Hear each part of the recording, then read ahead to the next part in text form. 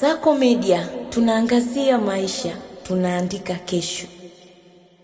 Bandari itakuwa na uwezo mkubwa wa kupokea abiria na mizigo. Wameweka makadirio ya zaidi ya miaka 50 ijayo. Hili ni jambo jema sana, na tunategemea ukamilikaji wa bandari hii utachochea uchumi wa wilaya yetu ya Nyasa, mkoa wetu wa Ruvuma na ukanda mzima wa kusini, kwa sababu ndugu zetu wa Mtwara na wenyewe watategemea bandari na sisi tunategemea bandari ya Mtwara. Kwa hiyo sisi tumetembelea kama chama, tumeona kazi kubwa inayofanyika na serikali yetu.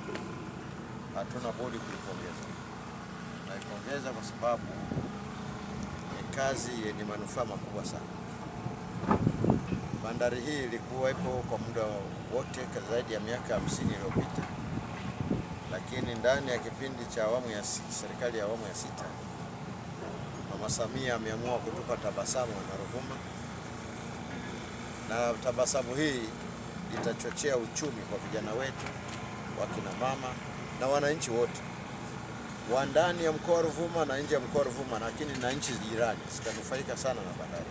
Ujenzi wa bandari mpya ya Mbamba Bay ambapo serikali iliwekeza fedha kama shilingi bilioni 81 ambazo zinatarajiwa kwamba zitatumika mpaka mradi utakapokamilika. Kazi tumefikia 65%,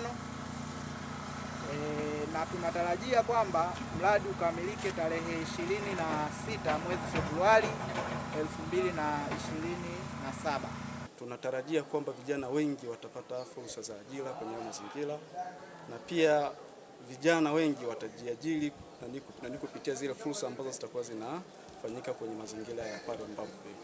Kwa msingi huo sasa, vijana wengi inatakiwa wajiandae, kwa maana fursa hizo ni lazima zitawalenga moja kwa moja wao.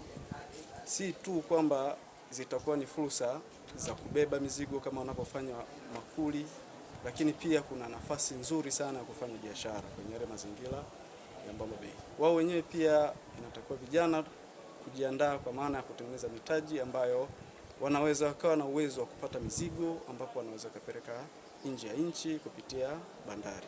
Kuna vijana wengi ambao kwa sasa wanategemea shughuli za uvuvi, lakini ziwani ya kutabiriki mavuno yake, lakini baada ya bandari kuwepo kutaongezeka fursa za magari yatakayokuja kuchukua mizigo au meli zitakazokuja kuleta bidhaa mbalimbali.